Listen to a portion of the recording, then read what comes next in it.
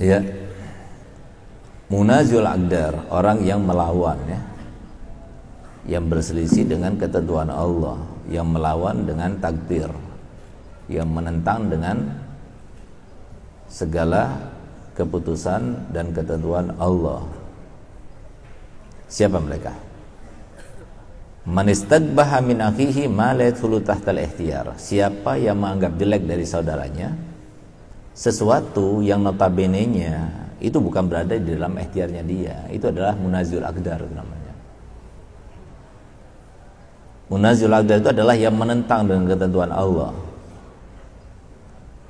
yang menentang dengan kebijakan Allah, yang menentang dengan segala apapun yang Allah takdirkan. Itu namanya munazil lil aqdar. Dan itu adalah sifat yang sangat-sangat buruk. Siapa mereka? Banyak gambarannya. Di antara gambarannya itu adalah yang menganggap jelek dari saudaranya ketika dia mengucapkannya, ketika dia itu melakukannya, selama apapun yang diucapkannya itu atau yang dilakukannya itu bukan berada di dalam ikhtiarnya dia, lalu kita anggap itu jelek, lalu kita anggap itu salah gitu. Nah, jadi artinya bagaimana? Artinya begini, manusia itu kan dari satu sisi itu mukhayyar, dari sisi yang lain itu musayyar. Apa bedanya antara mukhayyar sama musayyar? Musayyar itu didikte, Allah yang atur, Allah yang menentukan, sehingga tidak mungkin dia berucap, tidak mungkin dia bertindak kecuali dengan kehendak Allah. Musayyar dia. Mukhayyar, dia itu dikasih pilihan antara beberapa pilihan. Itu untuk dari satu sisi dia mukhayyar. Dari sisi mana? Dari sisi kemanusiaannya. Sekarang habis ini selesai pelajaran, kalian mau ngapain? Bebas, banyak hal yang bisa dilakukan. Tidur bisa, kamar mandi bisa, berghibah bisa, berdusta bisa, baca Quran bisa, hadir majelisnya Abuya bisa. Banyak hal yang bisa kita lakukan, ya. Berarti apa? Kalau kalian memilih untuk berghibah, berarti kalian disalahkan oleh Allah Ta'ala. Kenapa kalian pilih waktu yang harusnya kalian isi dengan kebaikan, tapi justru kalian isi dengan dosa? Nah, dari segi kita mukhayyar. Tapi dari segi sesuatu yang sudah terjadi, itu kita ini musayyar. Sehingga kita itu diperintahkan oleh Allah Ta'ala untuk selalu meminta pada Allah Ta'ala supaya kita diberikan hidayah terus. Supaya apa itu semuanya? Supaya kita itu tidak pernah bersandar pada diri kita sendiri.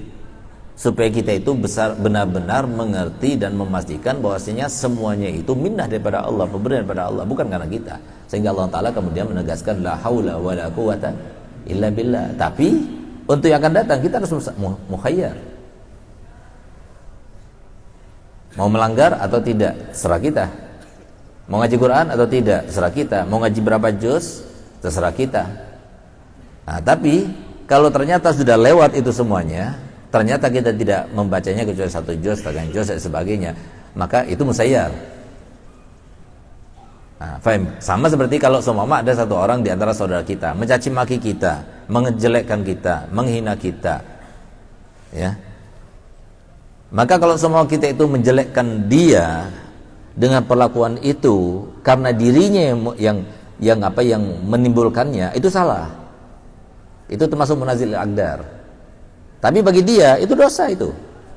Jangan lakukan seperti dia. Jangan kau lakukan seperti yang dia lakukan itu. Tapi dengan kita katakan bahwasanya ini adalah dari dia, bukan dari kehendak Allah.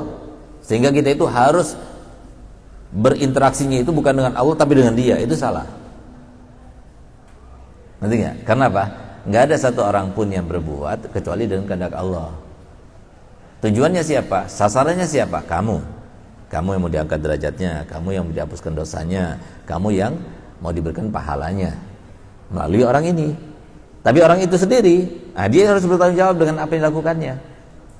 Karena apa? Urusan dia sama Allah itu bukan urusan kita, bukan anak kita. Tapi urusan kita sama dia, kita harus tahu bahwasanya dia itu berbuat seperti itu bukan karena dirinya, tapi Allah yang berkehendak. Faham? Ini terkait dengan ketauhidan. Bagaimana kita itu berinteraksi dengan orang lain. Jangan pernah kita menyalahkan orang lain karena orang lain itu. Kenapa? Belum tentu perlakuan itu akan menjadikan orang itu dibenci oleh Allah Ta'ala atau dicinta. Kenapa bisa jadi? Karena dia itu melaksanakan seperti yang diinginkan oleh Allah Ta'ala, akhirnya yang tadinya dia berdosa kemudian dihitung sebagai orang yang berpahala. Dan itu kehendak Allah, terserah Allah. Nggak bisa kita itu menyalahkan Allah Ta'ala terhadap hal itu. Kenapa? Allah yang menciptakan manusia, Allah yang menentukan keadaannya, Allah yang nantinya akan memberikan tempat yang layak untuknya di mana, itu serah Allah. Dan Allah SWT tidak sama sekali disifatkan dengan zalim. Karena apa? Karena Allah memperlakukan itu semuanya di dalam kepemilikannya. Sama seperti kalau Ustadz punya ini, terserah mau Ustadz sobek, mau Ustadz buang, mau Ustadz apa, ini punya Ustadz. Jangan dikatakan Ustadz zalim, terserah Ustadz yang punya. Kok kamu ikut-ikutan mau intervensi dalam apa yang Ustadz ingin lakukan? Jangan dikasihkan sama orang, Ustaz. Jangan diberi kepada orang, Ustaz. Jangan dijual pada orang. Nggak bisa. Terserah Ustaz. Dan Ustaz tidak disifati dengan zalim karena pilihnya Ustaz. Sama. Nah, oleh karenanya kita cap dia. Dasar orang yang suka pendosa, selalu nyakiti hati orang. Dosanya berapa itu seperti menghajurkan Ka'bah 70 kali. Gimana dia itu akan meninggal dalam keadaan husnul khotimah, pasti su'ul khotimah. Nah, ini yang salah. Ini salah. Kenapa? Dia tidak mampu. Dia tidak mau mengelak, nggak mampu. Kalau Allah berkehendak kamu itu berzina, siapa yang bisa menyelamatkan? Siapa yang bisa menyelamatkan kita? Apakah iblis setelah dia itu beribadah selama 185.000 tahun, yang kemudian tahu dia akhirnya dia menjadi orang yang terkutuk dan selama-lamanya diharamkan dari rahmatnya Allah? Kalau dia tahu dari awalnya, apakah dia mau ibadah 185.000 tahun? Mau dia? Nggak bakal mau. Ngapain nih saya melakukan itu? Capek-capekin diri aja. Lebih baik dari awal sudah saya membangkang kepada Allah Ta'ala. Nah, tapi nyatanya tidak gitu. Nah, jadi artinya apa? Jangan pernah menyalahkan orang dengan apa yang dilakukannya, ya, kecuali di dalam makom kita itu amar ma'ruf nahi munkar. Tapi hati kita harus kita itu menyangka bahwasanya dia itu musayyar, bukan mukhayyar. Untuk kita menyikapinya. Tapi untuk dia harus merasa ini adalah mukhayyar, ini salah saya harus bertobat, saya harus berdosa, saya harus memperbaiki dosa saya ini. Tapi kita yang melihatnya, maka kita itu harus melihatnya itu bahwasanya ini adalah sesuatu yang datang daripada Allah. Dia nggak bisa mengelak, itu nggak bisa. Ujian bagi dia, ujian bagi saya. Aman, nggak pernah kita akan mengatakan ini orang berdosa, nggak ada. Itu maksudnya. Nah, jadi di dalam ibarat yang lainnya disebutkan di dalam kitab Al-Hikam, inna min syaqawatil ibad an yatamanna mu'amalata akhihi lahu misl ma yatamanna. Termasuk daripada tanda-tanda celakanya seseorang kalau dia itu beranggapan, berharap, berangan-angan orang lain itu memperlakukan dirinya seperti yang diinginkan. Bagaimana itu akan terjadi dari orang lain? Orang dari dirinya sendiri saja, apapun diharapkan dari dirinya, sebagian kecil saja nggak terlaksana kok dari orang lain. Kamu sering ngaca kan? Setiap hari ngaca kan? Lebih banyak kecewanya apa lebih banyak puasnya? Ayo coba. Lebih banyak kecewa atau lebih banyak puas? Kecewa kan? Kenapa hidungnya kayak kelampok? Kenapa jerawatnya gini dan sebagainya? Kenapa timbul lagi jerawat dan sebagainya? Kenapa? Kalau seumpama itu seperti yang kamu inginkan, kamu pusing, nggak perlu ke dokter. Ngapain ke dokter? Ngurang-ngurangin duit aja. Lebih baik duit itu kita pakai ke kafe gitu, kafe Islami tapi ya. Nah, terus apa yang dilakukan? Tinggal tepuk saja, udah hilang pusing ya, hilang. Begitu bisa? Nggak bisa. Sesuatu yang kurang dari kita berharap, nggak bisa, apalagi dari orang lain. Jadi nggak usah dipaksakan. Gak saya paksakan. Jadi kita harus bisa menerima dengan perbedaan itu, harus bisa.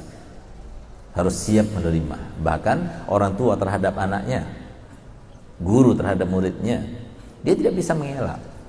Nggak bisa kita mengharuskan kamu harus seperti saya karena kamu itu adalah anak saya. Apalagi sudah dikatakan mafil aba fil abna. Fil aba fil abna itu angan-angan, harapan.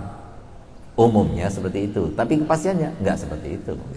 Kepastiannya letaknya di tangan Allah, bukan di tangan kita. Kita minta pada Allah Ta'ala semoga kita semuanya termasuk yang bisa menyikapi segala perbedaan itu dengan positif, bukan dengan negatif. Yang bisa menerima dengan segala ketentuan Allah Ta'ala itu baik bagi dirinya maupun orang lain, dengan cara memandangnya positif, bukan negatif. Dan semoga kita semua termasuk yang selalu husnudzon kepada setiap orang dan bukan su'dzon kepada setiap orang, apalagi pada Allah Ta'ala. Ala haziniyah wa likulli niyatin salihah wa ala man wasarafuna salih. Al-Fatihah.